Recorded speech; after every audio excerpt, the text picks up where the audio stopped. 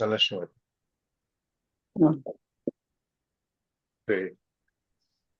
వసుదేవసుతం దేవం కంసచాణూరమర్దనం దేవకీ పరమానందం కృష్ణం వందే జగద్గురు శ్రీకృష్ణం వందే జగద్గురు.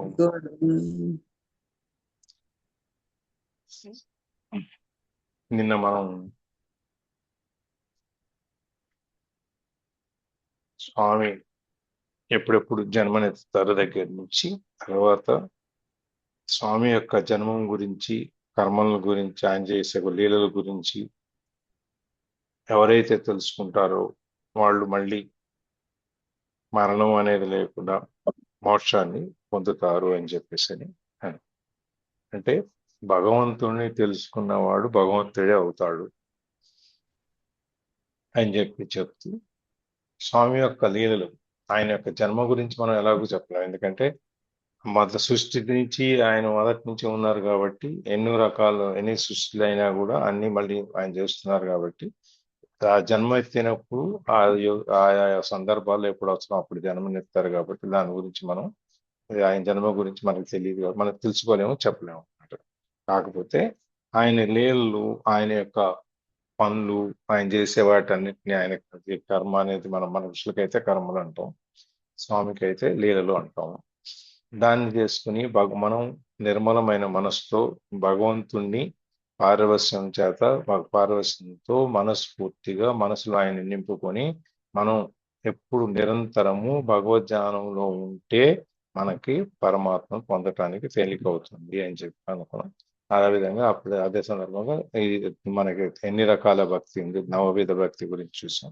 9 రకాల భక్తులు, అందులో మనకు తేలికైంది స్మరణం అని చెప్పేసి కూడా మనం చూసాము. అక్కడి నుంచి ఈ భగవాన్ లీలలు అన్ని దివ్యమైనవి అన్ని స్వామి అక్కడి నుంచి కాబట్టి మనకి అది చాలా పావనమైంది, పునీతమైంది, దివ్యమైనవి ఇవన్నీ అన్నమాట. అందుకని ఇవన్నీ ఎప్పుడైతే మోక్షం పొందుతామో ఈ దేహాన్ని వదిలేసి మనం పూర్తిగా ఆయన దగ్గరికి వెళ్ళి భగవంతుని యొక్క కర్మ, ఆయన యొక్క జన్మ లేకపోవడం, కర్మలను, తత్వము ఇవన్నీ వాస్తవంగా ఎవరైతే తెలుసుకుంటారో వాళ్ళు ఈ భగవాన్ యొక్క సన్నిధిని చేరుకుంటారు అని చెప్పేసి ఆ శ్లోకం చూసాము. తర్వాత వీతరాగ భయ క్రోధాలు, ఈ అనురాగము, అనుబంధాలు, తర్వాత భయము, కోపము ఇవన్నిటిని వదిలేసి మన మనసుని స్వామి అందే లగ్నం చేసి, మన చిత్తాన్ని, మన హృదయాన్ని స్వామి అందే లగ్నం చేసి నాయన్ని ఆశ్రయించిన వాళ్ళు చాలా మంది ఈ పుణ్యలోకాలకి వెళ్ళిపోయారు అనేది కూడా ఇక్కడ మనకి చెప్తున్నారు అన్నమాట.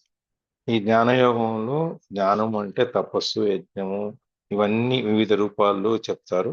ఇతర జ్ఞానం అంటే తపస్సు కింద చెప్తున్నారు. ఇక్కడ జ్ఞాన తపస్సు అనేది అన్నిటికంటే చాలా గొప్పదైంది. ఇది శరీరం పైన ఉన్న మాలిన్యాన్ని అంతటిని తీసేసి శుద్ధి చేసి మళ్ళీ ఆ భగవత్ స్వరూపానికి దగ్గరికి తీసుకెళ్తుంది అన్నమాట. అందుకని మనకి భగవత్ స్వరూపాన్ని పొందటానికి కావాల్సింది ఏంటి? హృదయం నిర్మలంగా ఉండాలి ఒకటి. 2 జ్ఞాన తపస్సు. ఆ నిర్మలంగా ఉండాలి అంటే జ్ఞానం అనే తపస్సును మనం ఆచరించాలి. జ్ఞాన తపస్సు అంటే ఏంటి? కామ, క్రోధ, భయ రాహించాలి. ఈ కామం ఉండకూడదు, కోపం ఉండకూడదు, భయం ఇట్లాంటివన్నీ ఏమి లేకుండా ఉండాలి. తర్వాత మనం భగవంతుడిలో మన తన్మయులైపోయి భగవంతుని పాటలు పాడేటప్పుడు మనకు ఎంతో ఆనందాన్ని కలుగజేస్తూ మనం దాంట్లో నిలీనం అయిపోయి మన భగవంతుని గురించి ఆశ్రయించాలి. తర్వాత భగవంతుని యొక్క ఆశ్రయం. ఇవన్నీ కూడా ఈ ప్రకారం అన్ని చూసి ఎవరైతే స్వామిని సేవిస్తారో వారు ఆ మోక్ష సాధనకి మోక్షాన్ని పొందుతారు అని చెప్పి ఆ 2 శ్లోకాలు మనకి చెప్పారు. అక్కడి నుంచి ఈ శ్లోకానికి వెళ్దాం. 11 అండి ఈరోజు. ఇప్పుడు చాతుర్వర్ణం చెప్పేశారు కదండి మొన్న. చాతుర్వర్ణం అయిపోయింది, అయిపోయిందండి. అది 13 నుంచి 14 నుంచి చెప్పాలి. ఓకే, ఓకే ఒక్క నిమిషం, నేను ఇది కూడా కంప్లీట్ చేసేస్తాను. సో ఎవరైతే ఏ ప్రకారంగా స్వామిని సేవిస్తారో అదే ప్రకారంగా స్వామి యొక్క అనుగ్రహాన్ని మనం పొందుతాం అన్నమాట. ఇందులో చిన్న మనం ఒక సన్నివేశాన్ని మనం చెప్పుకున్నాం. స్వామిని సేవించటం అనే దాంట్లో వచ్చేటప్పటికి ఇప్పుడు మనకి రామాయణంలో రాములు వారు అరణ్యవాసానికి బయలుదేరినప్పుడు గంగా నదిని దాటించడానికి ఒక ఆయన వస్తాడు కదా, ఎవరు? గుహుడు. గుహుడు. ఆయన గుహుడు వచ్చినప్పుడు మనకి ఆ సంపూర్ణ రామాయణ సినిమాలో ఒక పాట ఉంటుంది. రామయ్య తండ్రి ఓ రామయ్య తండ్రి అని చెప్పి ఒక పాట ఉంటుంది. అవునండి. దాంట్లో ఒక 10 ఈ అహల్యని శిల నుంచి మార్చిన సన్నివేశాన్ని ఇక్కడ చెప్తారన్నమాట. నీ కాలు తగిలి రాయి ఆడదే అయినానంట, నీ కాలు తగిలితే నా నావకేమవుతాదో తంట, అందుకే ఒక్కసారి కాలు కడగని ఏమంట అని చెప్పి ఒక పాలో కొట్టుంటుంది దాంట్లో. అవునండి. గుర్తుందా? అవునండి. దాంట్లో దాంట్లో అంటే ఆ గుహుడి యొక్క అమాయకత్వాన్ని, ఆయన యొక్క నిర్మలమైన రాముల వారి మీద ఆయనకున్న నిర్మలమైన ప్రేమని అని చెబుతూ, నీ కాలు తగిలి రాయి ఆడదైందంట, స్త్రీగా మారిపోయింది. సో నీ కాలు తగిలితే నావకేమవుతుందో నాకు పడవ నాకు, అందుకని ఒకసారి నీ కాలు కడిగేసేసి నేను నా నావ ఎక్కించుకుంటా, నా నావకేమీ భంగం రాదు అని చెప్పి అక్కడ ఆయన చెప్పేది. అంటే ఆ రాముల వారి పాదాలని కడగటానికి పాదసేవ, మనం ఇందాక మొన్న నవవధి భక్తుల్లో అది కూడా ఒకటి. రాముల వారి పాదాలను కడగటానికి ఆయన వంక పెట్టి, నా నావకి ఏదో అవుతుంది, నువ్వు ఏదన్నది ముట్టుకుంటే నాకు జీవనోపాధి ఉండదు, అందుకని చెప్పి నేను కాళ్ళు ఒకసారి కడిగేసి ఆ మహత్యం ఏదన్నా ఉంటే అది ఇక్కడ వదిలేసి నేను ఎక్కించుకుంటా నేను అని చెప్పి చెప్తాడు. అది అందరికి గుర్తుండే ఉంటది, ఇప్పుడు పాత పాట అనుకుంటుంది. అవునండి. అది గుర్తుందండి. అది నిర్మలమైన మనస్సుని అంటే ఏ విధంగా మనకి ఉండాలి అనేదానికి ఇది ఒక చిన్న ఉదాహరణ మనం చెప్పుకోవచ్చు అనమాట. ఆయన గుహుడు అనేది ఒక ట్రైబల్ కింగ్, చెంచు జాతికి సంబంధించిన రాజు అక్కడ గూడానికి.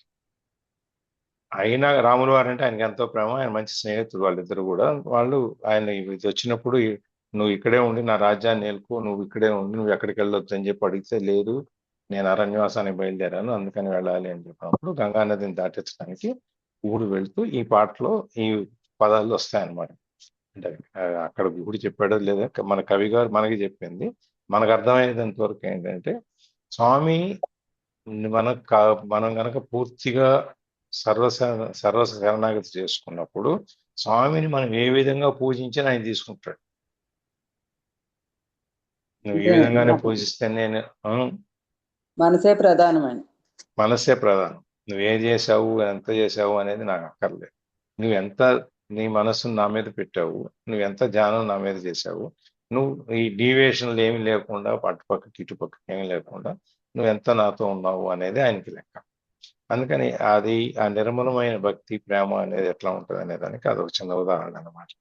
దాని తర్వాత మన కర్మల యొక్క ఫలప్రాప్తి ఉండేవాళ్ళు ఈ మన యొక్క ఏదైనా కర్మ చేసినప్పుడు దాని యొక్క ఫలాన్ని మనం ఎట్లయితే ప్రాప్తించడానికి అడుగుతామో, వాళ్ళు దేవతల్ని పూజిస్తూ వాళ్ళు కూడా ఆ స్వర్గానికి మోక్షానికి చేరుకున్నారు అని చెప్పి ఇక్కడ అని చెప్తూ, ఇక్కడ ఏంటంటే మనకి మనుష్య లోకంలో మనకున్నది మనకొక్కళ్ళకి అవకాశం పాడుకోవటం అయినా, ఆయన గురించి భజన చేయటం అయినా, ఆయన నామాన్ని తలుచుకోవటం అయినా, పూజలు చేయటం అయినా, ఏదైనా మనకొక్కళ్ళకే అవకాశం.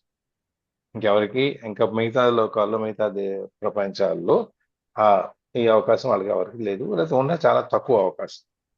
మనకు మనుష్య లోకంలోనే మనుష్య జాతికే ఇవన్నీ పూజలు చేసి ఆయన గురించి నామస్మరణ చేసుకుంటూ ఆయనతో లోకం అనుకుంటూ బతికి ఆయన ద్వారా ఆయన దగ్గరికి ఈ చేరుకుంటారు. పద్ధతి కూడా మనమే కదా సార్ క్రియేట్ చేసుకుంది.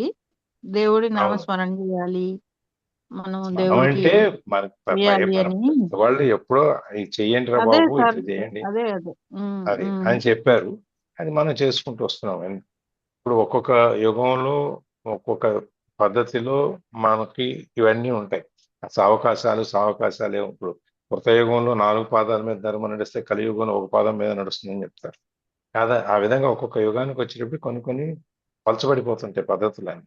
మనకి అందుకని బాబు నువ్వు ఏమి చేయలేవు, హోమాలు యజ్ఞాలు ఇవన్నీ మీ వల్ల కాదు, ఎందుకు రానైనా మీరు ఎందుకు స్వామిని తలుచుకుంటూ పూజ చేసుకుంటూ అంతవరకు ఉండండి చాలు మీకు ఇక్కడ అని చెప్పేసి అని మనకి ఈ యుగంలోకి వచ్చేటప్పటికి మనకి ఒకళ్ళకి ఇది వచ్చారనమాట.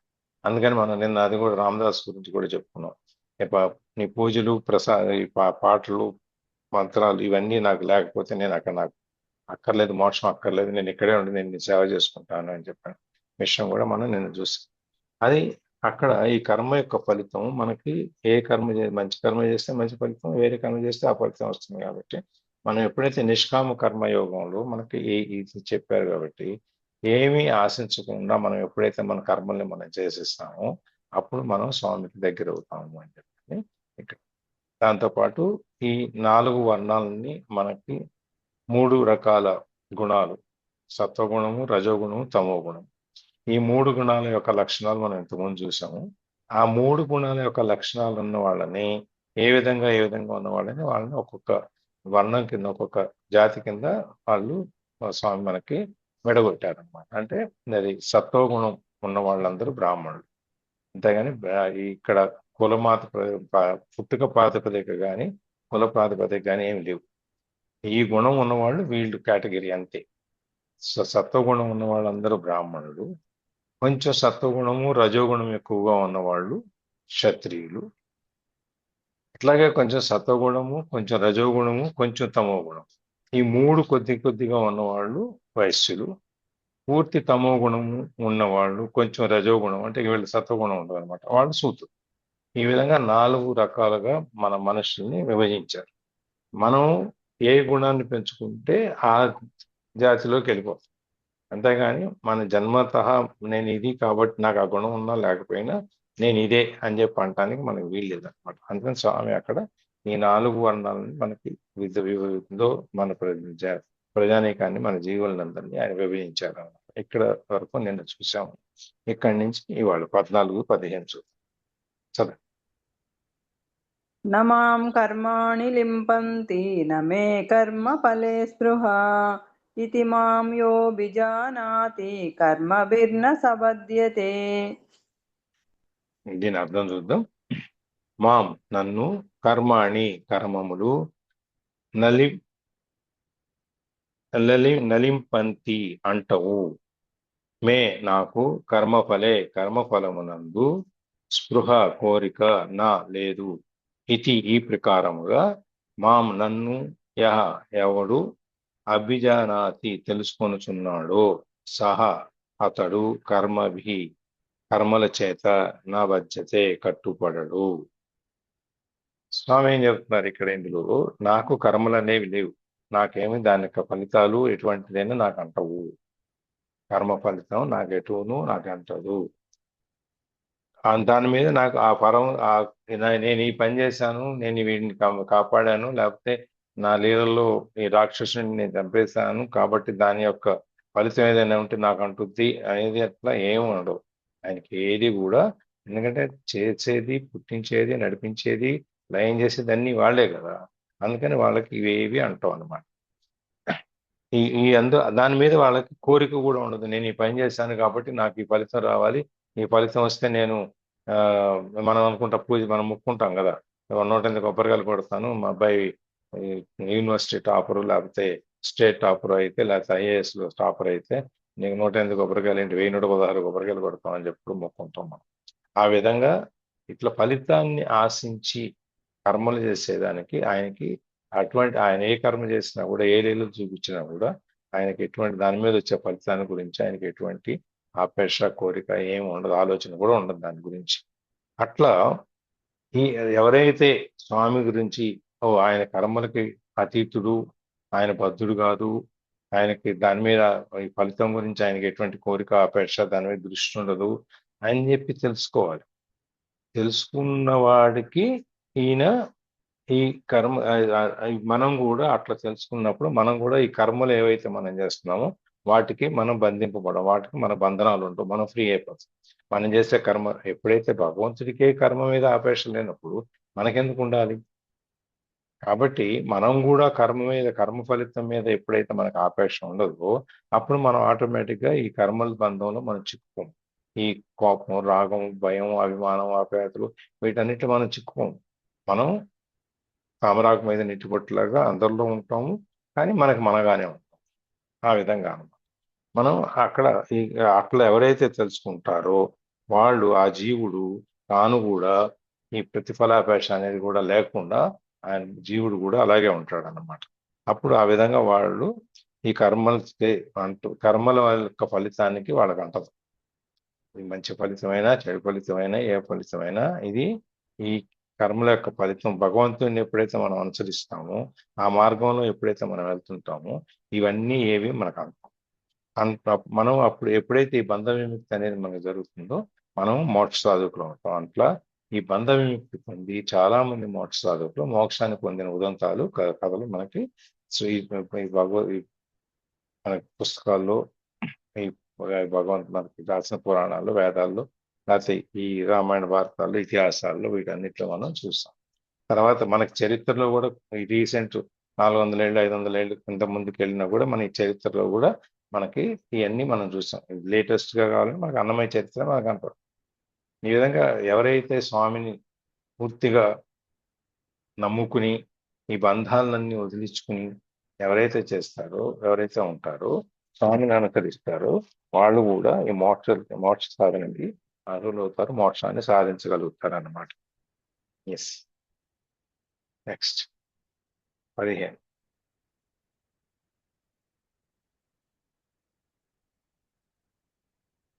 ధనుష్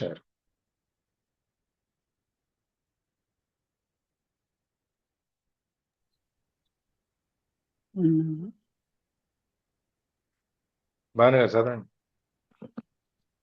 ఏవం ధ్యాత్మా కృతం కర్మ పూర్వైరపి ముముక్షుభిః కురు కర్మైవ తస్మాత్ త్వం పూర్వతరం కృతం. ఏవం ఈ ప్రకారంగా జ్ఞాత్వా తెలుసుకుని పూర్వులైన ముముక్షిభి అపి ముముక్షువులచే కూడా కర్మము కృతం చేయబడినది. తస్మాత్ అందువలన త్వం నీవు పూర్వులచే కృతం చేయబడిన పూర్వతరం మిగులు పురాతనమైనట్టి కర్మ ఏవ ఈ కర్తృత్వ రహిత అంటే నిష్కామ కర్మనే కురువు చేయము. ఇక్కడ చెప్పేది ఏంటంటే వాస్తవంగా ఎవరు మనం పని చేసినా కానీ ఈ కర్మ అనేది మనం కర్తలం కాదు. మన దేనికైనా మన అన్ని కర్తలు, కర్మ, కర్త, క్రియ అన్ని ప్రైవేట్, మనకేం సంబంధం లేదు. అట్లా నువ్వు దేనికి నువ్వు కర్తవు కాదు.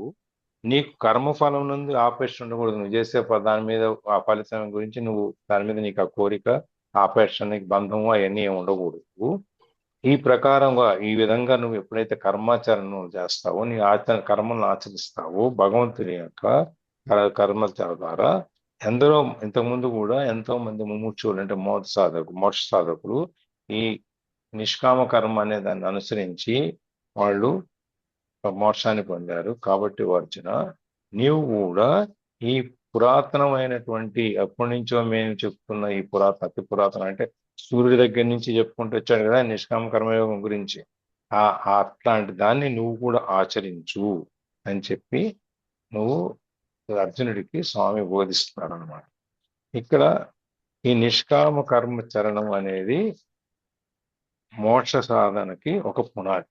ఎప్పుడైతే మనము ఫలితాన్ని ఆలోచించకుండా మనం చేసే కర్మ ఏదైతే ఉందో, మనం చేసే పని ఏదైతే ఉందో దాని యొక్క ఫలితాన్ని ఇది నేను చేశాను కాబట్టి ఇది యొక్క లాభం నాకే రావాలి అంటే నువ్వు ఫలితాన్ని ఆశిస్తున్నట్టే కదా. మనం ఈ పని చేసాము, ఈ పని చేసి దీని యొక్క లాభం నాకే రావాలి, ఇంకెవరికి వెళ్ళకూడదు అంటే మనం దాన్ని ఆశిస్తాం. అట్లాంటి ఆపేక్ష ఏమీ లేకుండా నువ్వు ఏ కర్మ ఫలితం ఏదైనా నిష్కామ కర్మ మనం చేసేది, మనం ఏ ఫలితాన్ని ఆశించకుండా మనం చేసినప్పుడు, మనం ఎవరికన్నా భిక్షకాలకి రూపాయో 2 ఇప్పుడు ఎవరు తీసుకోవట్లేదు కానీ రూపాయి 2 10 రూపాయలే గెలిపారు. రూపాయి 2 వేస్తే కింద మీద చూస్తున్నారు. అందుకని ఇప్పుడు మనం డబ్బులు వేసేటప్పుడు టీ కూడా సరిపోమంటున్నారండి. అవును, ఇప్పుడు ఎవరు తీసుకోవట్లా, 10 రూపాయల కింద తక్కువ ఇచ్చి ఎవరు తీసుకోవట్లా. ఉమ్. లేకపోతే వాడి కింద మీద చూస్తారు మన దాన్ని. అట్లా ఈ 10 రూపాయలు దానం చేసేటప్పుడు, అమ్మాయి నేను 10 రూపాయలు ఇస్తున్నాను, నాకు భగవంతుడు 100 రూపాయలు ఇస్తాడు, ఎందుకంటే నువ్వెంత ఇస్తావో ఈ సృష్టికి నువ్వేం చేస్తావో దానికంటే ఎన్నో ఎక్కువ రెట్లు నీకు ఫలితం వస్తుందని చెప్పాం కదా. మనకి మ్యాజిక్ బుక్ లో కానీ దీంట్లో కానీ ఎక్కడైనా సరే నువ్వు ఏ ఫలితం అయితే నువ్వు దాన్ని ఏమి ఆశించకుండా నువ్వు చేస్తావు, దానికి అంటే ఎన్నో ఎక్కువ రెట్లు భగవంతుడు నీకు ఇస్తాడు అనేది మనకి చెప్పుకున్నాం. అట్లాగే ఇక్కడ మనం ఆశించేటప్పుడు, అమ్మాయి మనం 10 రూపాయలు ఇచ్చాం, ఇక్కడ భగవంతుడు నాకు 100 రూపాయలు ఇవ్వాలి అని చెప్పి మనం అనుకుంటామా? అనుకుంటానికి కుదురుతుందా? అనుకోమండి. అనుకుంటే ఇక నీకు ఫలితాన్ని ఆశించినట్టే కదా. అవునండి.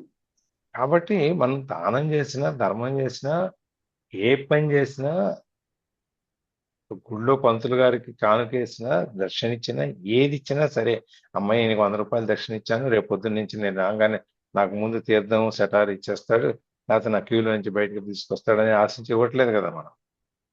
లేదండి. చాలా మంది అది ఆలోచించే ఇస్తారు ఇచ్చేటప్పుడు. నాకు తెలిసిన ఒక ఆయన గుడికి వచ్చాడు 2 రోజులు, వచ్చి రోజు 100 రూపాయలు చొప్పున కానుకేసాడు పళ్ళెంలో. 3వ రోజు వస్తాడు, పట్టించుకోలేదు ఆయన ఎవరు. అప్పుడు అన్నాడు నాతో, ఏంటంటే 100 రూపాయలు వేసాను 2 రోజులు, వేస్తే నన్ను ఎవరు పట్టించుకోరండి, ఇక్కడ పంతులు ఎవరు అని చెప్పాను.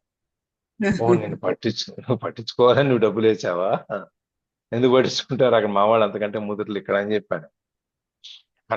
మనం ఇది ఏదైనా ఒక దానం చేసేటప్పుడు కానీ, ధర్మం చేసేటప్పుడు కానీ, ఏ పని చేసినా కూడా మనం ఈ 3వ అధ్యాయం, 2వ అధ్యాయం, ఇప్పుడు 4వ అధ్యాయంలోకి వచ్చాం. వీటిలో ఎక్కడ చూసినా కూడా మనం ఎటువంటి ఫలితాన్ని ఆశించకుండా నువ్వు నీ పని చేసుకుంటూ వెళ్ళు. నీ పని చేసుకుంటూ వెళ్ళినప్పుడు నీకు ఆ యొక్క ఫలితం నీకు వస్తుంది అని చెప్పాను అనమాట ఇక్కడ ఇందులో చెప్పేది. అందుకని నిష్కామ కర్మాచరణము మోక్షానికి పునాది. ఎప్పుడైతే నువ్వు ఇవన్నీ చేస్తావో నీకు కోపము, భయము, ఈ బంధాలు ఇవన్నీ వెళ్ళిపోతాయి. నీకేంటి వస్తుంది? ప్రేమ, అభిమానము, మనుషుల జాతి మీద ప్రేమించటం మొదలు పెడతావు. నువ్వు ఎప్పుడైతే భగవంతుని ప్రేమించడం మొదలు పెడతావో నువ్వు మిగిలిన మనుషులను కూడా ప్రేమించడం మొదలు పెడతావు. ఇప్పుడు దాకా మన ప్రేమ అనేది లిమిట్ అయిపోయింది, కొన్ని హద్దుల్లో ఉంటుంది. మన కుటుంబానికి, భార్యకి, పిల్లలకి, మనవాళ్ళకి, మనరాళ్ళకి, ఇక అవన్నీ అయిన తర్వాత వరుసన ఒక్కొక్క ఫస్ట్ సర్కిల్ ఇది, second circle, third circle, fourth circle అట్లా వెళ్తాయి. మనం ఫస్ట్ ఏం చేస్తాం, మన కుటుంబానికి ఎక్కువ ప్రేమనిస్తాం. తర్వాత మన తల్లిదండ్రులు, తోడబుట్టిన వాళ్ళు, వాళ్ళందరూ వస్తారు. దాని తర్వాత మేనమామలు, మేనత్తలు, బాబాయిలు, వాళ్ళందరూ వస్తారు. అట్లా ఒక్కొక్క సైకిల్లో ఒక్కొక్కరిని మనం పెట్టుకుంటూ వెళ్తాం కదా. అవునండి. అంతే సార్. సార్ అంతే అలా కదా. కాకుండా ఇప్పుడు తల్లి తండ్రి మీద ప్రేమతోటి ముందుకెళ్తుంటాం కదా సార్, ఆడవాళ్ళం గాని మగవాళ్ళం గాని ఆ జర్నీలో ఒక్కొక్కళ్ళు యాడ్ అవుతుంటారు అలా, అంతే కదా. అంతే. ఇప్పుడు ఫస్ట్ ఈ ఫ్యామిలీ అనుకున్నాం అనుకోండి, మనం తల్లిదండ్రులను ఇష్టపడ్డాం కదా, అందుకని జర్నీలో మన వాళ్ళు ఎవరైతే యాడ్ అవుతారో మనం వాళ్ళని ఇష్టపడుతుంటాం. ఈ అంతే కదా. ప్రయాణంలో ఎంతో మంది వస్తుంటారు, ఎంతో మంది వెళ్ళిపోతుంటారు. ఎంతో మంది కాదు, తల్లిదండ్రులు, భర్త, పిల్లలు, వాళ్ళ తల్లిదండ్రులు, పిల్లలు. భర్త, పిల్లలు. భర్త, పిల్లలు అయిన తర్వాత పిల్లలకి పెళ్లిళ్ళు అయ్యి మళ్ళీ పిల్లలు వచ్చేటప్పటికి తల్లిదండ్రుల దగ్గర కొంచెం తగ్గిపోతుంది. అలా అంటారా? అవునండి. ఎందుకు తగ్గదండి, అడ్డము మాకు నీకు టైం ఏది? ఈ బాధ్యతలే సరిపోతున్నాయి. కానీ మాటలు రావేమో గానీ మనసులో ఉంటది కదా సార్. ఉంటది, కానీ చూపించేటప్పుడు తేడా వస్తుంది. ముందు మనవాళ్ళు, మనరాళ్ళు అయిన తర్వాత కూతుళ్ళు, కొడుకులు వస్తారు, దాని తర్వాత తల్లిదండ్రులు వస్తారు. ఇంట్లో వాళ్ళు అందరూ ఒప్పుకోరు కదండి. అంతే కదా. కుటుంబ వ్యవస్థ ఎట్లా వస్తుందంటే, మనకి పెళ్లి కానంత వరకు మనము తల్లి, తండ్రి, తోబుట్టులు, పెళ్లి కాని తోబుట్టుల వరకు అక్కడ వస్తుంది. ఎప్పుడైతే పెళ్లి అయిపోయిన తోబుట్టులు ఉంటే వాళ్ళ సంసారాలు వాళ్ళకి ఏర్పాటైపోతుంది కాబట్టి వాళ్ళు అటు వెళ్ళిపోతారు. అట్లా అందుకని మనం ఒక్కొక్క గడిలో, ఒక్కొక్క సర్కిల్లో, ఒక్కొక్క రౌండ్ లో మనం ఒక్కొక్కరిని పెట్టుకుంటూ వెళ్తాం. ఒక్కొక్క మెట్టు మీద అంటే బాగుంటది సార్. ఒక్కొక్క మెట్టు మీద అంటే బాగుంటది. ఒక మెట్టు మీద తల్లిదండ్రులు అనుకోండి, నెక్స్ట్ మెట్టు మీద మనం అనుకోండి, ఆ తర్వాత కింద మెట్టు మీద పిల్లలు, ఆ కింద మెట్టు మీద మన సంతానం. మీరు ఎట్లన్నా అనుకోండి, విషయం చివరికి వచ్చేటప్పటికి వాళ్ళు మనకి ఎంతెంత దూరంలో ఉన్నారు అనేదే లెక్క. మీ తల్లిదండ్రులు వచ్చే 3వ మెట్టుకు వచ్చారనుకోండి, మీ బాబాయిలు బాబాయిలు వచ్చేటప్పటికి 4వ మెట్టుకు వచ్చారు అనుకోండి, దూరం పెరుగుతూనే ఉంటుంది కదా. అందుకని మనం వీళ్ళందరినీ మనం ఎట్లా ప్రేమిస్తామో ఆ విధంగా మొట్టమొదట గదిలో ఉన్నప్పుడు నువ్వు ఎట్లా ప్రేమిస్తావో ఆ మిగిలిన వాళ్ళందరినీ కూడా, వీళ్ళందరూ అయిపోయిన తర్వాత మన స్నేహితులు చుట్టాలు దూరం చుట్టాలు ఎన్ని అయిపోయిన తర్వాత మిగిలిన వాళ్ళు బయట వాళ్ళు వస్తారు. అట్లా కాకుండా నువ్వు మొదటి గదిలో ఉన్న వాళ్ళని ఎట్లా ప్రేమిస్తావో చివరి గదిలో ఉన్న వాళ్ళని కూడా నువ్వు అలాగే ప్రేమించగలగాలి. అటువంటి ప్రేమను నువ్వు చూపించగలిగి నువ్వు ఈ కర్మలన్నిటికీ ఫలితాన్ని ఆశించకుండా నువ్వు స్వామి చేసింది ఏదైతే ఉందో, ఇక్కడ నువ్వు కర్మ చెయ్యి అని చెప్తున్నారు, కర్మ చెయ్యొద్దని చెప్పట్లేదు. నువ్వు చేసే కర్మ ఏదైతే ఉందో దాని ప్రకారం నీకు ఫలితం వస్తుంది అని కూడా చెప్తున్నారు. నువ్వు ఏ విధంగా చేసుకున్న వారికి చేసుకున్నంత మాదేమో నువ్వు ఏ విధంగా నన్ను ప్రార్థిస్తావు పూజ చేస్తావు నేను నీకు ఆ విధంగానే ఇస్తాను అని చెప్తున్నారు. అవన్నీ చేస్తూ ఆయన చెప్పేది ఏంటంటే నువ్వు కర్మ చెయ్యి, కాకపోతే ఆ కర్మ మీద నీకు ఎటువంటి ఆసక్తి ప్రేమ అభిమానం ఉండకూడదు. ఈ విధంగా నువ్వు ఎప్పుడైతే చేస్తావో నీ పూర్వీకులు పూర్వతరంలో వాళ్ళు ఇంతకుముందు తరాల్లో మీ ఉన్న వాళ్ళందరూ ఎట్లయితే చేశారో ఇది ఆ విధంగా నువ్వు చెయ్యి. ఈ నిష్కామ కర్మ అనేది అర్జునుడి కోసము లేకపోతే మన కోసం ఒక్కళ్ళ కోసం ఇది పెట్టల. ఇది ఎప్పుడో పురాతన నుంచి కొన్ని తరతరాలుగా యుగాలుగా ఉన్నదే. కాబట్టి నువ్వు దాన్ని అనాది కాలం నుంచి ఉంది కాబట్టి ఎంతో మంది దాంట్లో దాన్ని పాటించి తరించారు కాబట్టి నువ్వు కూడా అది చెయ్యి. వాళ్ళందరికీ మేలు చేసిన ఇది నీకు కూడా మేలు చేస్తుంది. కాబట్టి నువ్వు దాని మీద ఈ విషయం మీద నిష్కామ కర్మ అనే దాన్ని నమ్మి దాన్ని విశ్వసించి నువ్వు కూడా ఇది చెయ్యి, చేసి నువ్వు తరించు అని చెప్పి చెప్తున్నాను. అందుకని ధ్యానం అనే దానికి కావాల్సింది ఏంటి, ముఖ్యమైనది చిత్తశుద్ధి ఉండాలి, మనస్సు శుద్ధిగా ఉండాలి. తర్వాత నిష్కామ కర్మ చేయటం వలన అది సిద్ధిస్తుంది, చిత్తశుద్ధి అనేది. ఎప్పుడైతే మనకి ఫలితాన్ని ఆశించము, నువ్వు 10 రూపాయలు ఇచ్చేసి దానం చేసిన తర్వాత నువ్వు దాని ఫలితాన్ని ఎప్పుడైతే నువ్వు ఆశించట్లేదో నీకు జ్ఞానంలో ఒక్కొక్క మెట్టును పెరుగుతావు జ్ఞానం పొందటం. అందుకని ఈ జ్ఞాన సిద్ధి అనేది నువ్వు చేసే నిష్కామకరం మీద ఉంటుంది. అది ఎంత చిత్తశుద్ధితో చేస్తావు అనే దాని మీద ఉంటుంది. దాని మీద నీకు ఎటువంటి ఆసక్తి లేకుండా నువ్వు చేయటం దాని మీద ఉంటుంది. అందుకని ఈ శ్లోకాల్లో ఇక్కడి నుంచి 18 నుంచి 32 వరకు ఈ నిష్కామ కర్మ దాని మీద చిత్తశుద్ధి ఇవన్నీ ఎట్లా ఉండాలి అనేది, జ్ఞానాసక్తమైన కర్మాచరణ ఇవన్నీ ఎలా ఉండాలి అనేది ఇక్కడ చెప్తున్నారు అనమాట. 18 నుంచి అది మన నెక్స్ట్ వస్తుంది. ఇప్పుడు మనకు ఏంటంటే కర్మ అనేదాన్ని నువ్వు చెయ్యి, నిష్కామ కర్మని చెయ్యి, దానివల్ల చిత్తశుద్ధి వస్తుంది, దానివల్ల జ్ఞానసిద్ధి వస్తుంది. జ్ఞానసిద్ధి వచ్చినప్పుడు నీకు ఇదంతా పూర్వీకులందరూ ఆచరించారు, నువ్వు ఆచరించరు అని చెప్పి. అంటే నువ్వు ఒక్కడే మొదటివాడివి కాదు, నేను ఆచరిస్తే నాకు ఈ ఫలితం వస్తా లేదా అనే బాధ నీకు ఉండక్కర్లేదు. ఇది పూర్వీకుల నుంచి వచ్చింది, అందరూ ఆచరించారు, పురాతనమైంది, చాలా యుగాలుగా ఉంది.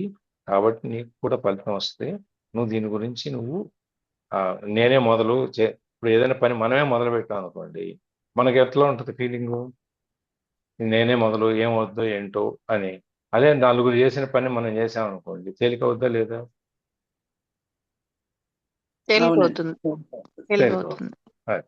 అందుకని ఇక్కడ ఇదంతా పురాతనం, ఎప్పటి నుంచో పూర్వకాలం నుంచి యుగాలుగా అందరూ చేస్తున్నారు.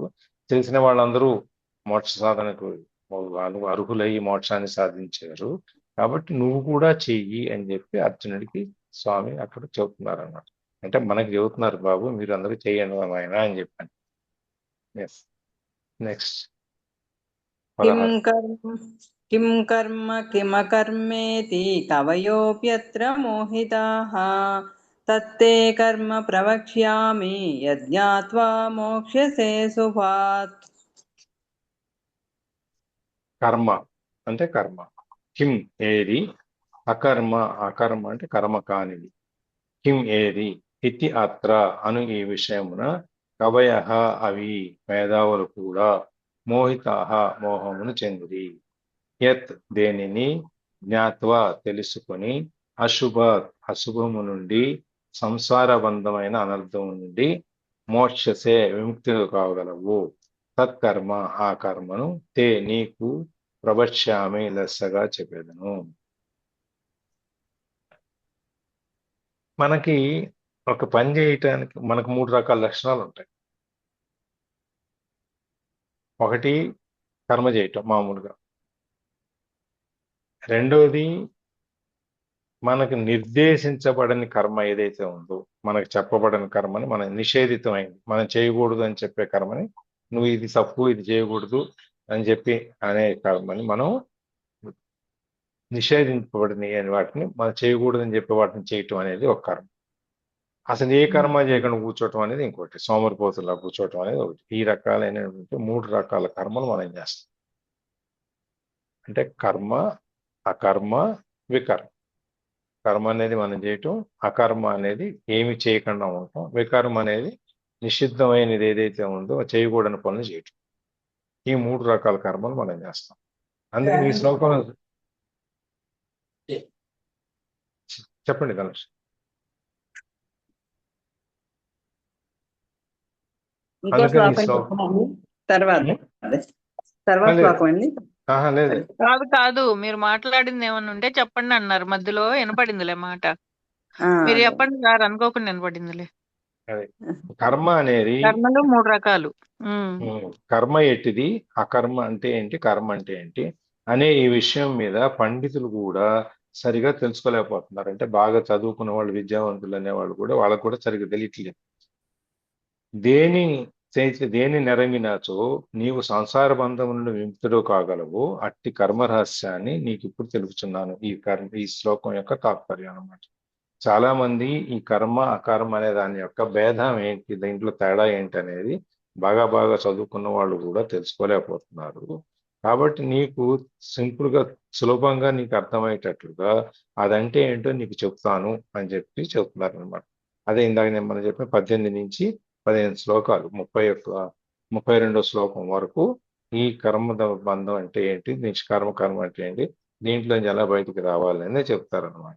అందుకని నువ్వు ఈ సంసార బంధాల నుంచి, నువ్వు ఈ భవభయాల నుంచి, ఈ లోకంలో ఈ ఐహికమైనటువంటి విషయాల్లో నుంచి నువ్వు ఎలా బయటికి రావాలి అనేది నేను నీకు చెప్తాను. నువ్వు ఎలా విముక్తి రావాలి అనేది నేను నీకు అట్టి కర్మ రహస్యం ఏదైతే ఉందో అది నీకు చెప్తాను అని. ఎందుకంటే ఈ కర్మ రహస్యం అనేది చాలా నిగూఢమైంది, అంటే చాలా లోతైంది. మనకి అందరికీ చెప్పేది, అందరూ చెప్పేది కాదు.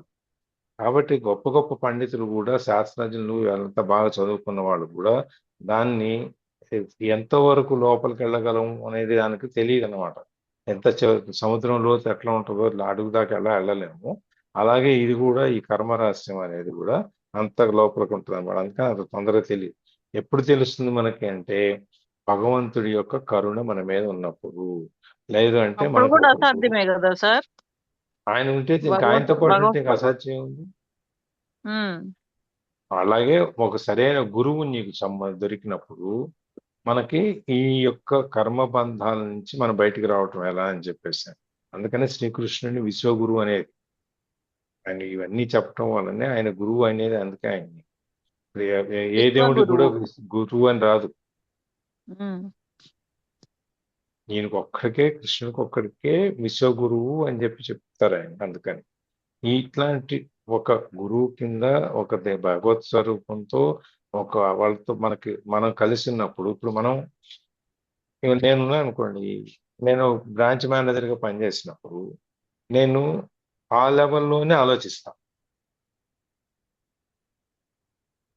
నేను అదే ఏజిఎం గాను, అసిస్టెంట్ జనరల్ మేనేజర్ గాను ఏదో పనిచేస్తాను అనుకోండి, అప్పుడు నా లెవెల్ ఏమవుతుంది, నా ఆలోచన పరిధి పెరుగుతుంది. అలాగే ఒక చైర్మన్ లెవెల్లోకి వెళ్ళాం అనుకోండి, అప్పుడు ఆలోచన పరిధి పెరుగుతుంది. ఎందుకంటే నేను బ్రాంచ్ లెవెల్లో ఉన్నప్పుడు బ్రాంచ్ ఒకటే నా యొక్క సంబంధించి, కాబట్టి నేను అంతవరకు ఆలోచిస్తాను. ఒక ఏజిఎం అయినప్పుడు నాకు ఒక 30 బ్రాంచ్లో 40 బ్రాంచ్లో నా కింద ఉంటాయి, కాబట్టి నేను 40 బ్రాంచ్లు సరిపడా ఆలోచించాను. అదే చైర్మన్ అయ్యాం అనుకోండి, అప్పుడు పూర్తి బ్యాంకు యొక్క బ్రాంచ్లు, దానికి కావాల్సిన పనులు, ఏమేం చేస్తే బ్యాంకు లాభం పడుతుంది, ఇవన్నీ ఆలోచన పరిధి అనేది పెరుగుతుంది. అట్లాగే మనం ఎప్పుడైతే భగవంతుడితోనే మనం ప్రయాణం చేసేటప్పుడు మన చూపు, మన దృష్టి మొత్తం అంతా అప్పుడు దాకా చూసే ఇంత చిన్న లోకం మనకి విశాలంగా ఎంతో గొప్పగా కనిపిస్తుంది. అట్లాంటప్పుడు ఇక మనకి ఈ ప్రపంచాన్ని మనం ఆయన కళ్ళతో చూసేటప్పుడు మనకి ఇంకేం ఉండవు రహస్యాలు, అన్నీ మనం చూసుకోగలుగుతాం. అందుకని ఆయన నీ ఆ రహస్యాలు చెప్పటానికి మిగిలిన గొప్ప గొప్ప వాళ్ళకే దీన్ని తెలుసుకోలేకపోయారు. కాబట్టి నేను నీకు సులభంగా తేలిగ్గా అర్థమయ్యేటట్టుగా నీకు చెప్తాను నేను అని చెప్పి చెబుతున్నారనమాట. నువ్వు ఈ మనుషుడు అనేవాడికి కర్మతత్వం తెలుసుకోవడంలో వచ్చే లాభం ఏంటి? ఆయన మనకు చెప్పారు, తెలుసుకున్నాం, మనకు వచ్చే లాభం ఏంటి? ఇప్పుడు మనం రోజు ఎన్నెన్నో నేర్చుకుంటున్నాం, ఎన్నెన్నో తెలుసుకుంటున్నాము. అది ఆచరణలో పెట్టినప్పుడే దానివల్ల మనకు వచ్చే ప్రతిఫలం, లాభం ఉండేది. ఆచరణలో లేకపోతే మనకేం లాభం ఉండదు. తెలుసుకోవటం వల్ల ఏం రాదు. మనం ఈత కొట్టడం ఎలా అని చెప్పి 100 పుస్తకాలు చదువుకున్నాం. ఈ ఆ స్విమ్మింగ్ పూల్లో దిగితే కదా మనకు తెలిసేది ఎట్లా కొట్టాలని. ఇది అవును. వాస్తవం సార్, ఇది వాస్తవం. కదా, అందుకని మనం ఏది చేసినా దాని యొక్క మనం ఎందుకు ఇప్పుడు ఇదంతా ఎందుకు తెలుసుకోవాలి? ఈ జ్ఞానయోగం గురించి, నిష్కామ కర్మయోగం గురించి, ఈ కర్మ రహస్యం, ఇవన్నీ తెలుసుకుంటే నాకు వచ్చే లాభం ఏంటి అంటే మనం ఈ సంసార దుఃఖంలో నుంచి బయటకు వచ్చేస్తాం. శుభము అశుభము ఇవన్నీ ఏవైతే ఉన్నాయో వాటన్నిటి నుంచి మనం బయటకు వచ్చేస్తాం. అవేవి మన తాకం. ఈ బాధల నుంచి, సంసార బాధల నుంచి, ఈ విషయాల నుంచి మనం బయటకు వచ్చేసి ఈ ఎవరైతే విముక్తులు అవదలుచుకున్నారో, వీటిలోంచి బయటికి రాదలుచుకున్నారో వాళ్ళు ఈ కర్మ పద్ధతిని తెలుసుకోవాలన్నమాట. ఇప్పుడు మనం ఒక ఊరు వెళ్ళాలన్నా, ఒక పని చేయాలన్నా దారి అనేది మనం తెలుసుకోవాలి కదా. మనం ఇప్పుడు మ్యాప్ పెట్టుకుని ఎందుకు వెళ్తున్నాం? దారి తెలుసుకోవటం, మన ప్రయాణం సాఫీగా జరగటానికి, అంతే కదా. ఇప్పుడు ఇదివరకంటే దారిలా ఈ మ్యాప్లు రాకముందు ఏం చేసేవాళ్ళం? ఓ అడుగుతా ఇట్లా అడుగుతా వెళ్ళేవాళ్ళం. వెళ్ళేవాళ్ళం. లేకపోతే ఎవరైనా అవును. వెళ్ళొచ్చిన వాళ్ళు ఈ విధంగా వెళ్ళాలి, ఈ విధంగా వెళ్ళాలి, మధ్యలో ఈ ఊరు వస్తుంది, ఈ ఊరు వస్తుంది అని చెప్పేవాళ్ళు. ఇప్పుడు మనం కొంచెం రామాయణంలోకి వెళ్తే ఈ 4 దిక్కులకి సుగ్రీవుడు వీళ్ళ వానరులందరినీ పంపిస్తాడు అమ్మవారిని ఎత్తుకురామని చెప్పి. మీరు నిజంగా కనుక ఆ శ్లోకాలు కనుక చదివితే పంపించేటప్పుడు వాళ్ళకి ఈ టోపోగ్రఫీ ఎంత జియోగ్రఫీ ఎంత నాలెడ్జ్ ఉందనే తెలుస్తుంది. ఉత్తరం వైపు వెళ్తున్నాం ఆ రోజుల్లోనే రోజుల్లో ఏ దిక్సూచులు ఏవి లేకుండా, టెలిస్కోప్లు ఏవి లేకుండా రోజుల్లోనే ఆయన ఇక్కడి నుంచి మొదలు పెడితే తూర్పు వెళ్తే ఏ రాజ్యం వస్తుంది, అక్కడి నుంచి ఏ నదులు పర్వతాలు వస్తాయి, దాని తర్వాత ఏమొస్తాయి, చివరికి ఎక్కడి దాకా వెళ్తావు నువ్వు అనేది ఇక్కడి నుంచే చెప్తాడు. అట్లాగే దక్షిణం వైపు వెళ్తే నీకేం వస్తుంది, పడమర వైపు వెళ్తే ఏమొస్తుంది, ఉత్తరం వైపు వెళ్తే ఏమొస్తుంది, ఇవన్నీ ఉంటాయి. ఇక్కడ ఇదిగో ఈ ఆపదలు ఉంటాయి, ఇక్కడ ఈ సుఖాలు ఉంటాయి, ఇక్కడ ఈ కష్టాలు ఉంటాయి, నువ్వు ఇక్కడ ఈ విధంగా నువ్వు వెళ్ళాలి, అన్ని అంత గైడెన్స్ ఇచ్చి పంపిస్తాడు వాళ్ళు. దక్షిణం వైపు వెళ్తే నువ్వు సముద్రం వస్తుంది, రామేశ్వరంతో సముద్రం వస్తుంది, సముద్రం తర్వాత లంక వస్తుంది, అక్కడ రావణాసురుడు రాజు, వాడు ఇట్లాంటి వాడు, ఇవన్నీ అన్నమాట. ఒక్కొక్క రాజ్యము, ఆ రాజులు, అక్కడ పరిస్థితులు, ప్రజలు ఎట్లుంటారు అనేది కూడా వివరించి చెప్తారు. మీరు అది ఒక అధ్యాయం కనుక మీరు చూసారంటే చాలా గొప్పగా ఉంటుంది. అట్లాగే మనం ఏదైనా ఈ సంసారం అనే దాంట్లో నుంచి బయటికి రావాలి, మనం దీని నుంచి విముక్తులయ్యి మనం మోక్ష సాధనకి వెళ్ళాలి అనే ఆలోచన కనుక మనకు ఉంటే అప్పుడు ఈ కర్మరహస్యం మనకు ఉపయోగపడుతుంది. లేదు నేను తెలుసుకుంటాం కోసమే నేను వింటున్నాను అంటే ఎస్, అంతవరకే.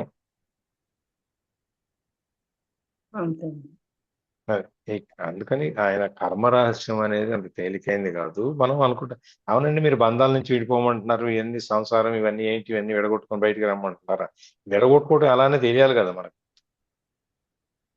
అలా అని కాదు సార్, ఒక స్థితికి వస్తే మానసికంగా కృంగిపోకుండా ఉంటామని, అంతే కదా సార్ అదే ఏదైనా. కదా, అవును. ఏదైనా కష్టమైన సుఖమైన మనం ఎగిరి పడకుండా, కుంగిపోకుండా సమస్థితిలో ఉన్నప్పుడే మనం ఆ బంధాల నుంచి దాదాపుగా విడిపోయినట్టు.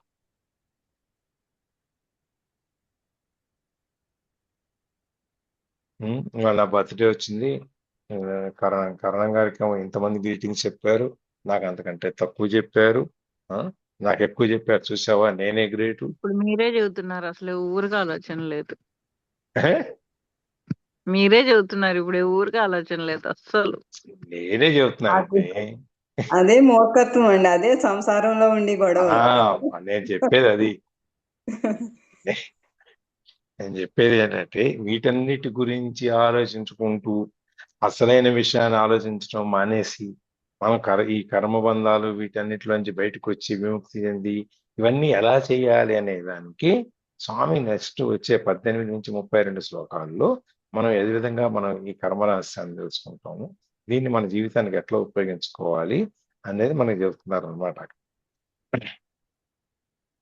ఏది కర్మ ఏది కర్మ కాదు అని తెలుసుకోవటం ద్వారా మనం దాన్ని తగినట్టుగా మనం వ్యవహరించడం ద్వారా మనకి ఈ ఈ సంసార బంధాల నుంచి మనం విముక్తులు అవుతాము అని చెప్పి చెప్తారు అన్నమాట. ఇంకో శ్లోకం కూడా చేసేద్దాం, 17 చేసేస్తే రేపు 18 చూసుకోవచ్చు. సరే. కర్మణో హ్యపి బోద్ధవ్యం బోద్ధవ్యం చ వికర్మణః అకర్మణశ్చ బోద్ధవ్యం గహనా కర్మణో గతిః.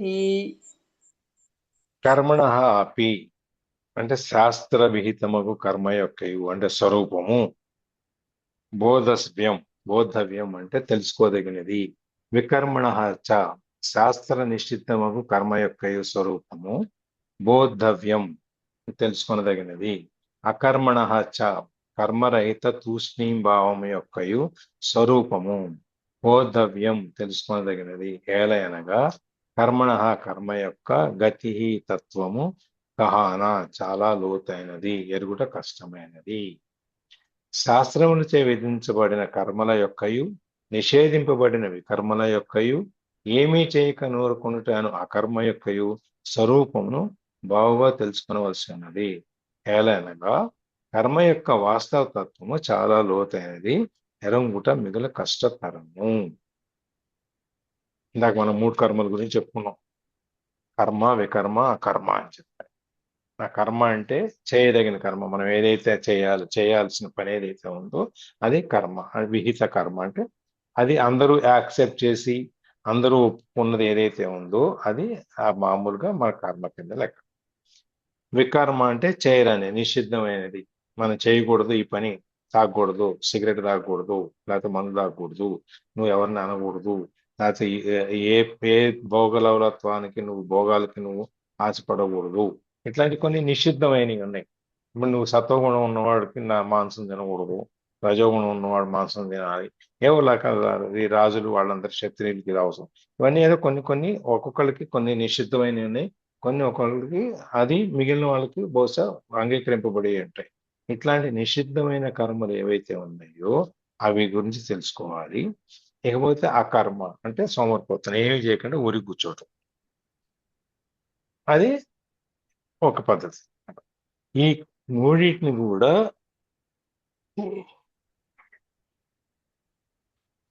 వికర్మ అంటే ఆ కర్మ సామాన్యంగా చేసే కర్మనే కామ క్రోధాది రహితముగా నిష్కామముగా దైవార్పణతో బుద్ధితో ఆచరించుట. ఒకళ్ళు నిషేధింపబడిన కర్మలు చేయటమే కాకుండా ఈ రెండో విధంగా అర్థం చెప్పుకోవాలి అంటే ఈ కామ క్రోధ రహితాలు ఇవేమీ ఉండవు మనకి. ఇవేమీ లేకుండా మనకి కామము దీని యొక్క ఫలితాన్ని ఆశించుకోవటం కాకుండా దైవానికి అర్పించి చేయటం కూడా వికర్మ కిందకి వస్తుంది అన్నమాట.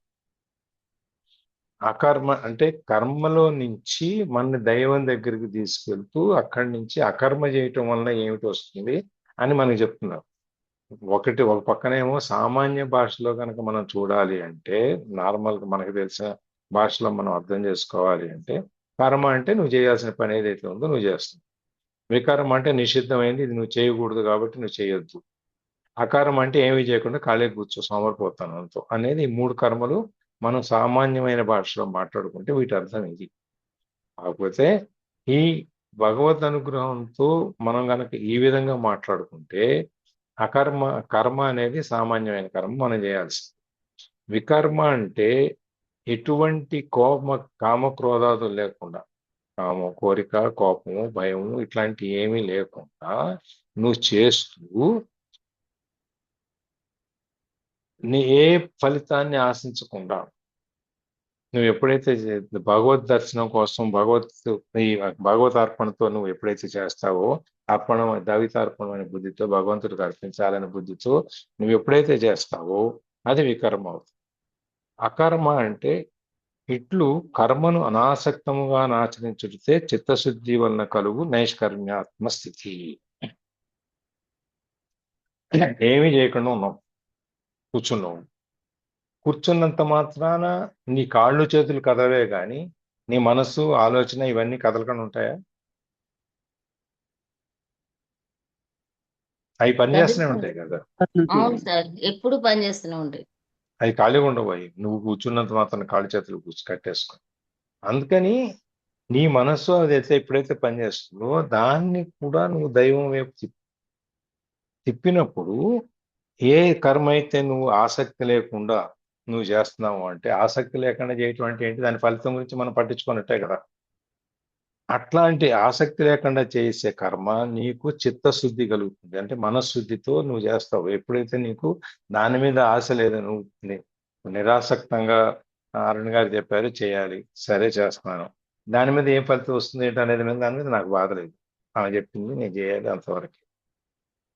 అటువంటి ఆ కర్మ అంటే అప్పుడేమైంది, నాకు ఈ కర్మ నాకు ఇష్టం ఉన్నా లేకపోయినా నేను చేస్తున్నాను కాబట్టి నేను అదేదో చేసేదేదో మనశుద్ధితో చేస్తే, ప్రశాంతంగా చేస్తే ఇంకా తొందరగా అవుద్ది కదా అనే ఉద్దేశంతో నేను ఎప్పుడైతే దీన్ని చేస్తానో, ఇది కర్మల యొక్క వికర్మ ఈ రెండు కలిపి, అంటే సామాన్యమైన కర్మని మనం తీసుకెళ్ళి ఈ నిషిద్ధమైనటువంటి కామక్రోధాలన్నీ లేకుండా దైవానికి అర్పించటంతో కలపగలి రెండు కలిపితే వచ్చేది అకర్మ. సోమరిపోతాను అంటే ఖాళీగా కూర్చున్నాం అంటే. ఇది మూడు కర్మల్ని మనకి ఏ విధంగా మనకి పనికొస్తుంది అని చెప్పి చెబుతున్నారు. అందుకని ఇది నిష్క్రియమైనది అంటే ఎటువంటి క్రియ లేనిది. నిష్క్రియం అంటే ఏ పని క్రియ అంటే ఏ పని చేయకపోవడం, అంతే కదా. మనకి కర్త కర్మ క్రియ ఉన్నాయి కదా.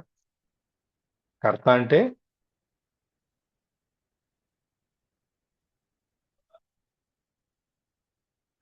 ఏంటి,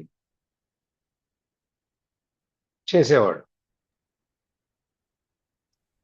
కర్మ అంటే చేయాల్సింది, పని. క్రియ అంటే చేయటం, అంతే కదా. అవునండి. ఇంక మిగిలిన వాళ్ళకి డౌట్ ఉందా ఈ విషయంలో? లేదండి. శ్రీలక్ష్మి గారు, సావిత్రి గారు ఏం మాట్లాడటం, వాళ్ళకి డౌట్ ఉందా? లేదు. ఏం లేదు కదా. గంగా భవాని గారు మీకు ఏమైనా డౌట్ ఉంది ఇందులో? అదేం లేదు సార్. సో ఇట్లాంటి స్థితి ఏదైతే ఉందో అదే మనకి అట్లాంటి ఆత్మస్థితే మనకి పూర్తి కర్మ కింద లెక్క అనమాట. ఈ నిష్క్రియమైనది ఎటువంటి ఫలితం లేనిది మనం చేసేదాని యొక్క క్రియ ఏదైతే ఉందో అదే కర్మయోగంలో వచ్చి నిర్దిష్టంగా ఆచరింపవలసి ఉండొచ్చో కర్మ అకర్మ వికర్మల యొక్క స్వరూపము బాగా తెలుసుకుని ఉండాలి. ఈ కర్మయోగంలో మనం ఇవన్నీ కనుక ఆచరించాలి అంటే ముందు అసలు కర్మ అంటే ఏంటి, అకర్మ అంటే ఏంటి, వికర్మ అంటే ఏంటి, వీటి యొక్క స్వరూప స్వభావాలు ఎట్లుంటాయి, దీన్ని మనం ఎట్లా తెలుసుకోవాలి, ఇది మనం చేసేది అకర్మ వికర్మ సకర్మ ఏదనేది మనం పని చేస్తున్నాం. ఈ పని దేని కిందకు వస్తుంది? ఈ మూడు కేటగిరీలు చెప్పారు కదా మనకి కర్మల కింద. మామూలు కర్మ కిందకు వస్తుందా, వికర్మ కిందకు వస్తుందా, సకర్మ కిందకు వస్తుందా, అకర్మ కిందకు వస్తుందా, ఏదేని కింద వస్తుంది అంటే మనకి వాటి స్వరూపం ఏంటనే తెలియాలి ముందు. తెలిసినప్పుడు మనం దాన్ని చేయగలుగుతాం. కాబట్టి స్వామి ఇక్కడ ఈ మూడిటి గురించి తెలియటానికి, ఈ మూడిటి గురించి మనకి రాబోయే శ్లోకాల్లో మనకి ఇంకొంచెం విపులంగా చెప్తారనమాట. అది మనం 18 శ్లోకాలు అవి అయ్యింది. మనం దీని తర్వాత 18 శ్లోకం నుంచి 32 వరకు 15 శ్లోకాలు. ఈ 15 శ్లోకాల్లో ఈ మూడిటి గురించి చెప్తూ దీంట్లో ఏది ఏ విధంగా మనం తెలుసుకున్నాక ఏది ఈ జ్ఞానయోగంలోకి వచ్చేటప్పుడు మనకి జ్ఞాన సిద్ధి అనేది ఎట్లా కలుగుతుంది అనేది మనకు అక్కడికి చివరికి వెళ్ళేటప్పటికి ఈ అధ్యాయంలో వస్తుంది అనమాట. ఇవాళ ఇక్కడికి ఆపేద్దాం. రేపటి నుంచి ఈ 18 కర్మ అంటే ఏంటి, అకర్మ అంటే ఏంటి, ఒక్కొక్క దాన్ని మనకి వివరిస్తూ చెప్తారు. అది మనం రేపటి నుంచి చూద్దాం. ఇందులో ఇంకేమైనా మీరెవరైనా ఏదైనా యాడ్ చేయగలిగితే లేదు అర్థం కాదు, అర్థం చేసుకోవాల్సింది ఇంకేదన్నా ఉంటే.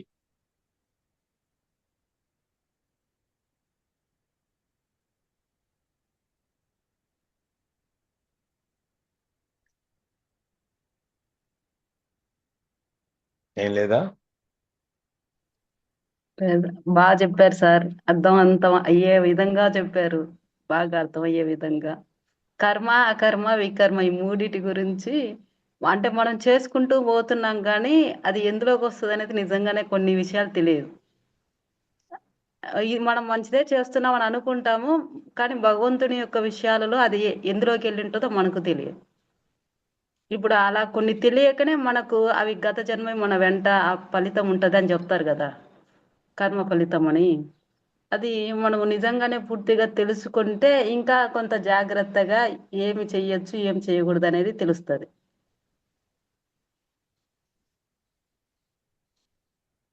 Thank you sir. Thank you. Thank you thank you sir. Thank you. Thank you sir. Dhanush closing prayer. యోగేశం సచ్చిదానందం వాసుదేవం వ్రజప్రియం ధర్మ సంస్థాపకం వీరం కృష్ణం వందే జగద్గురుం. కృష్ణం వందే జగద్గురుం. జగద్గురు. సర్వం సర్వం శ్రీకృష్ణార్పణం. శ్రీకృష్ణార్పణమస్తు. ఓం శాంతి శాంతి శాంతి. Thank you sir. Thank you అండి. ధనుష్ గారు థ్యాంక్ యూ.